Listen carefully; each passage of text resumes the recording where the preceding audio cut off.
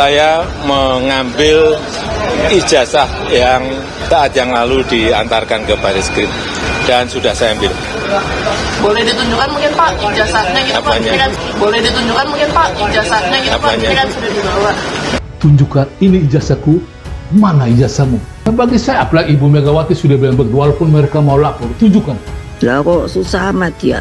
Kan kalau ada ijazah ya udah aja dong, kasih aja. Ini ijazah saya, gitu loh. Jadi kalau asli ya, makanya sekarang Pak Jokowi tunjukkan aslinya, kalah semua kan? Jokowi bilang, ini asli. Oh, pasti semua akan puji dia. Ijazah nanti akan kami buka pada saat diminta oleh pengadilan, oleh hakim.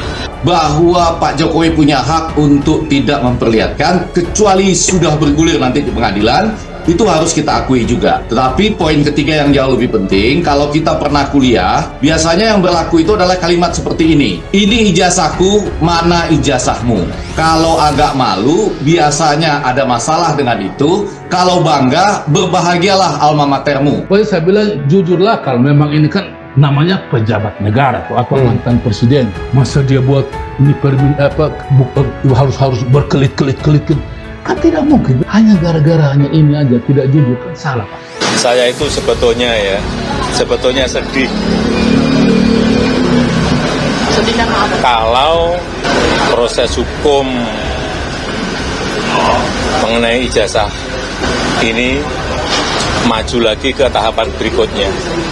Saya kasihan, tapi ya ini kan sudah keterlaluan, jadi ya kita tunggu proses hukum selanjutnya. Nah, bagus ini kalau Jokowi akan gugat penuduh ijazah palsunya ini. Berarti nanti di pengadilan ya itu akan ada orang yang bisa melakukan verifikasi secara ilmiah ijazah itu. Karena ijazah tidak berdiri sendiri kan ada siapa yang bimbing skripsi, ujian skripsinya kapan, isi skripsinya seperti apa kalau masih ada. Kemudian baru ijazah itu seperti sesuatu lembaran yang bisa dilihat kiri kanan, time news roman dan sebagainya. Jadi jauh lebih tepat bertemu dengan orang yang bisa melakukan semacam verifikasi ilmiah terhadap itu. Jadi justru dilaporkan itu peluang untuk kami buktikan di pengadilan. Sudahlah kalau memang Pak Jokowi mau lapor tidak apa-apalah. Namanya kan kita cari pembenaran, ada bisa buktikan di pengadilan. Bro, nggak takut? Saya tidak takut. Saya sudah pernah kasus begini, undang ITE sudah lima kali Pak. Jadi kalau untuk kebenaran Pak, saya kalau untuk kan masuk penjara bukan akhir dari hidup Pak. Ini masalah yang si melekete ya, masalah yang betul-betul sebetulnya harusnya tidak jadi masalah kalau kita pernah kuliah. Lagi-lagi dalam konteks budaya pendidikan orang harus bangga terhadap ijazahnya, tidak untuk disembunyikan. Bahkan kalau saya mau memperlihatkan ijazah saya malah mau bilang teman-teman kalau ada yang menanyakan ijazah saya, Arya dan kawan-kawan silahkan datang besok jam berapa, jam 10. Kalau ada ahli yang bisa melakukan penilaian terhadap ijazah saya silakan dibawa besok gitu.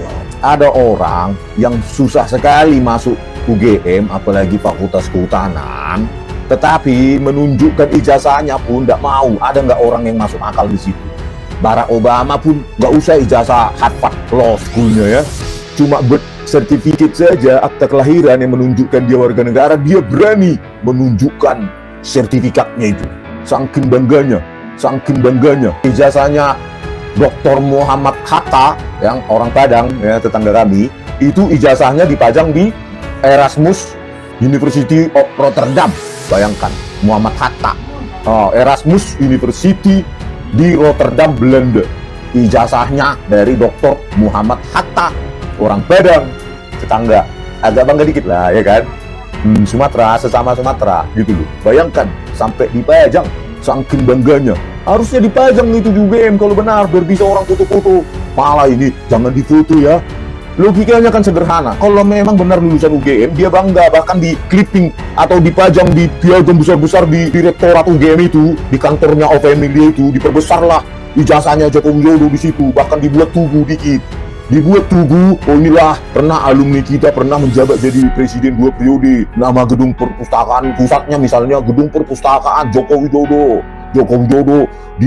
Terus dipanggil jadi keynote speaker di mana-mana mewakili UGM, jadi UGM ambassador. Ini nunjukkan ijazahnya saja kepada wartawan, jangan difoto ya, takut dianalisa si Rismon sama Dr. Rusduro. Ya Pak? Ya nggak Pak Jokowi? Bagaimana orang percaya pada Anda? Jangan difoto.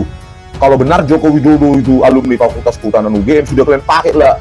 Harusnya sudah kalian pajang itu di Fakultas Kehutanan semua identitasnya itu. Ya minimum kopinya orang bisa baca semua. Buatlah misalnya di sana lembaga riset bernama Joko Widodo. Buatlah, diundanglah terus Joko Widodo menjadi keynote speaker. Undang juga, jadikan Joko Widodo sebagai UGM ambassador. Buat Joko Widodo itu nama perpustakaan. Itu loh.